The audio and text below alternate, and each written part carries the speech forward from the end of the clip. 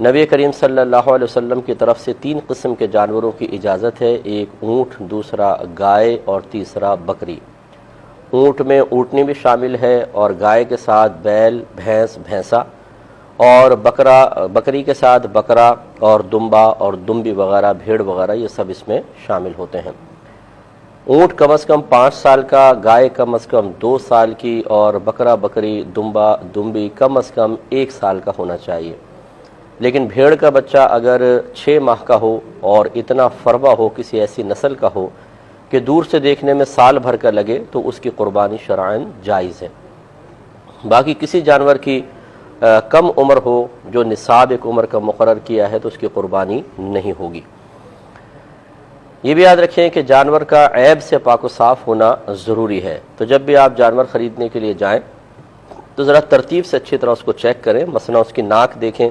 کٹی ہوئی نہ ہو، اس کے دانت دیکھیں، ٹوٹے ہوئے نہیں ہونے چاہیے۔ اگر جانور بہت خوبصورت ہے، اچھا فربا ہے، ایک آدھ اس کا دانت ٹوٹا ہوا ہے تو چل جائے گا، خلاف سنت قربانی ہوگی لیکن بہرحال ہو جائے گی۔ فقہا نے فرمایا کہ اتنے دانت ٹوٹے ہوئے ہوں کہ خود چارہ نہ چبا سکتا ہو تو اس جانور کی قربانی نہیں ہوتی۔ اس کا مطلب ہے 1-2 دانت اگر ٹوٹے ہوں تو قربانی ہو جائے گی، لیکن خلاف سنت ہے۔ تو کوشش تو یہ ہونی چاہیے کہ تمام دانت مکمل ہوں، لیکن پھر بھی اگر ایک آدھ ٹوٹا ہوا ہے تو کوئی بات نہیں۔ اسی طرح زبان کو چیک کریں، کٹی ہوئی نہیں ہونی چاہیے۔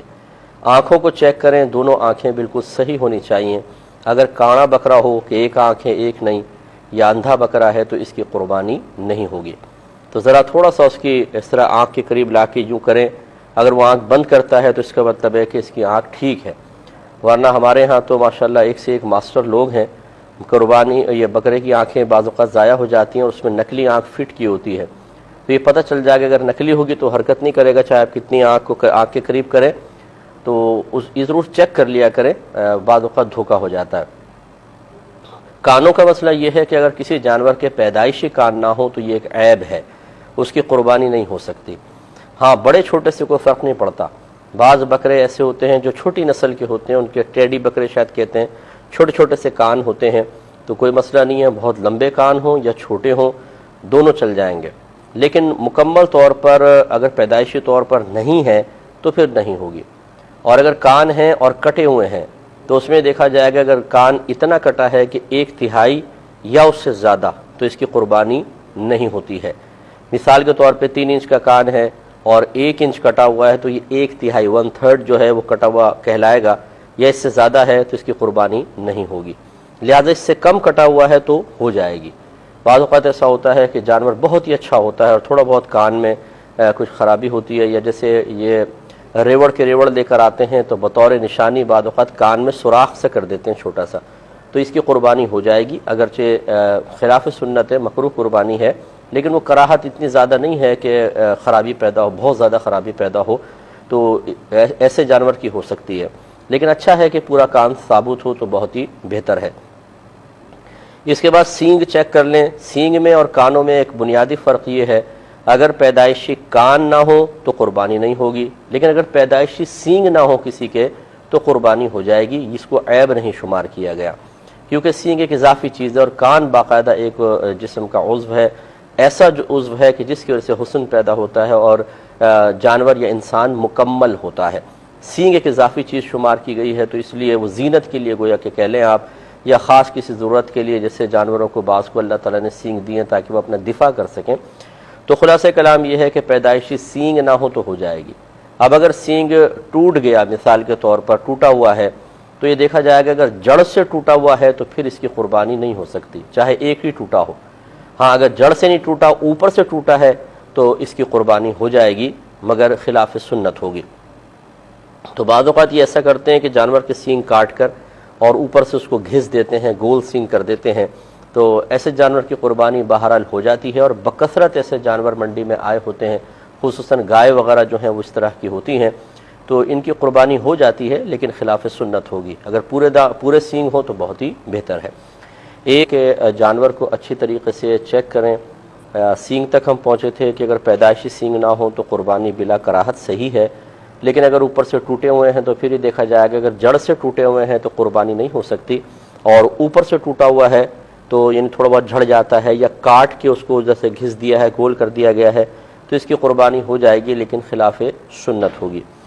اور دم وغیرہ چیک کر لیں، بعض اوقات دم کٹ چکی ہوتی ہے اور اس کو جوڑا گیا ہوتا ہے ریڈائٹ وغیرہ سے، یہ ذرا چیک کر لیا جائے۔ اس کے علاوہ اگر تھن والا جانور ہے، مثلا بکری ہے، تو دونوں تھن درست ہونے چاہیے، اور گائے ہے تو کم از کم 3 تھن صحیح ہوں، ایک اگر خراب ہو تو اس کی قربانی ہو جائے گی، خلاف سنت ہوگی لیکن ہو جائے گی۔ لیکن اگر 2 تھن خراب ہیں مطلب گائے کے، تو پھر اس کی قربانی نہیں ہوگی، اس لیے تھن بھی چیک کر لیے جائے۔ اس کے علاوہ چلا کر تھوڑا سا دیکھ لیں جانور لنگڑا نہ ہو۔ ویسے تو اتنا لنگڑا جانور کہ خود چل کر قربان گاہ تک پہنچ سکے، چارہ کھانے کے لیے جا سکے، اس کی قربانی جائز ہوتی ہے، لیکن مکروہ ہوگی۔ یہ لنگڑا ہے مکروہ ہوگی۔ لیکن اگر اس سے زیادہ ہے، جیسے ابھی بتایا کہ چل ہی نہیں سکتا ہے، وہ بالکل ایک ٹانگ اٹھا کے کھڑا ہو گیا ہے اور اس کے لیے چلنا دشوار ہو گیا ہے، تو یہ ایک بڑا عیب ہوتا ہے، اس کی قربانی نہیں ہو سکے گی، تو ذرا چلا کر دیکھ لیا جائے، بہت ہی اچھا ہے۔ تو یہ کچھ عیوب اور نقائص اچھی طریقے سے چیک کر لیے جائے۔ اب مثال کے طور پہ بعض اوقات ایسا ہوتا ہے ہم جانور لے کر آتے ہیں، گاڑی میں چڑھاتے ہوئے یا گاڑی سے اتارتے ہوئے جانور بدک جاتا ہے، پریشان ہوتا ہے، اور اس میں اس کو چوٹ لگ جاتی ہے، بعض اوقات کھال چھل جاتی ہے، تھوڑی چر جاتی ہے، بعض اوقات کھر اس کا تھوڑا سا اکھڑ جاتا ہے، ٹانگ میں چوٹ لگ جاتی ہے جس سے وہ تھوڑا سا لنگڑانے لگتا ہے۔ تو یاد رکھیں کہ اگر گھر میں آئے اور یہ چھوٹے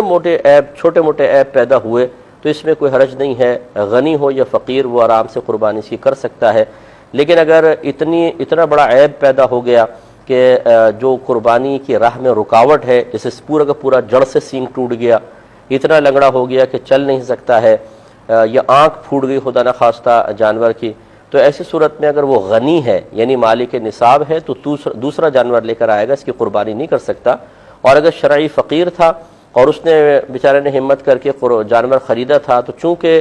شرعی فقیر پر قربانی کا جانور قربانی کی نیت سے خریدتے ہی اس خاص جانور کی قربانی کرنا اس پر واجب ہو جاتا ہے، لہذا اس کے لیے لازم نہیں ہے کہ دوسرا لائے، یہ اسی کو قربان کر سکتا ہے، اللہ تعالیٰ قبول فرمائے گا۔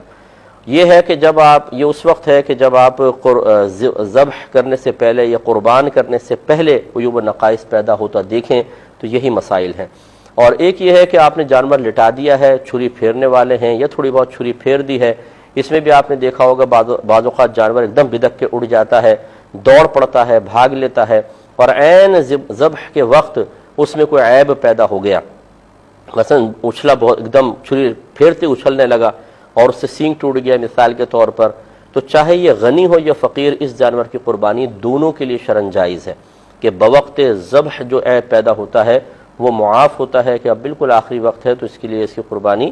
دونوں کے لیے شرعاً جائز ہے۔ ہاں اگر کوئی بہت مالدار آدمی ہے، صاحب استطاعت ہے اور صاحب ہمت بھی ہے، دل بڑا ہے، تو اگر وہ اس جانور کو کہے کہ نہیں چاہے یہ قربانی کے وقت میں اس کو نہیں قربان کرتا، دوسرا لاؤں، تو یہ نور علی نور ہے، اللہ تعالیٰ اس کو مزید برکات سے انشاءاللہ نوازے گا۔